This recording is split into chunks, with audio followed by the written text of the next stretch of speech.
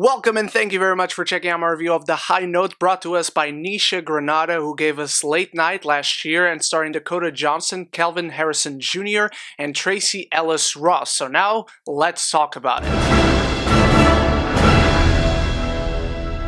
The film tells a story of the overworked personal assistant to a superstar singer as she is presented with a choice that could alter the course of their respective careers forever. And I gotta be honest with you, I wasn't looking forward to this film whatsoever. The trailer didn't make a big impression on me, and the marketing seemed very desperate going into it these past few weeks.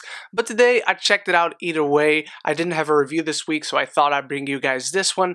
And I gotta tell you, this film surprised me quite a lot. First of all, the performances are top notch. Not only can Tracee Ellis Ross and Kelvin Harrison Jr. sing their hearts out, they can belt out some notes, man. They are fantastic as singing performers in this film, but also the performances, legit acting performances in this film, are really good, not only from both of them, but Ice Cube is so good in this film, and he's playing very much against type. He's not playing a type of role that you usually expect to see Ice Cube in, but he's great. But our main character is Dakota Johnson, and I'm such a big fan of hers. I was so happy to see such a great performance yet again from her, and very different. She's playing roles so different from each other nowadays. She's showing range beyond even what I expected. She's fantastic in this film. She plays a character who is very insecure about herself,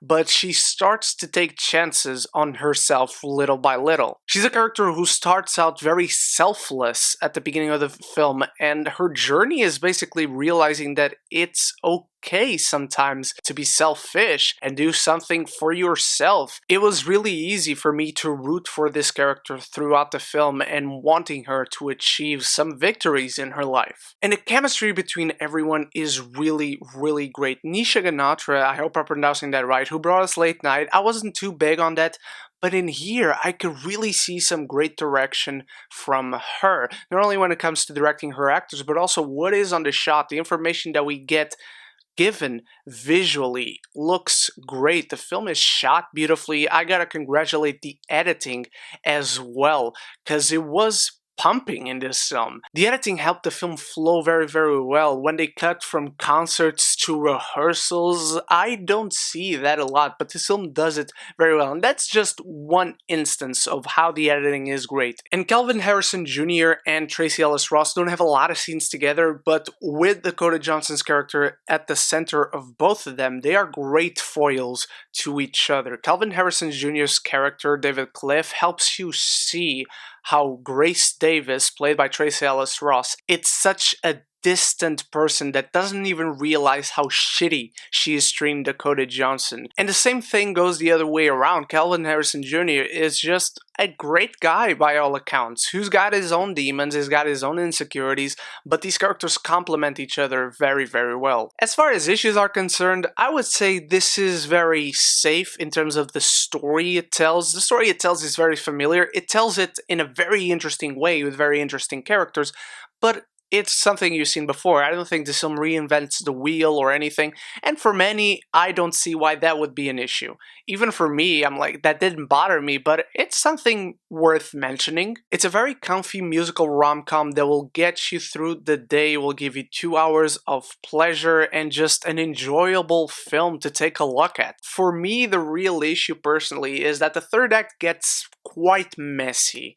In terms of pacing, it moves just a little too fast to try and resolve everything at once, and then there are just a little one too many coincidences happening at the same time that all come together, and it felt easy to come to that moment and see all these things happening and converging at this one moment in this one place. Nevertheless, I cannot emphasize how surprised I was to how much I liked this film, despite it being safe, being familiar, and the third act not quite sticking the landing as far as standing up to the quality of the previous two acts. I still enjoyed myself for the whole 2 hours of this film. The performances and the characters were interesting, and it was a story that, despite being familiar with, I like seeing this story told. I'm giving The High Note a B.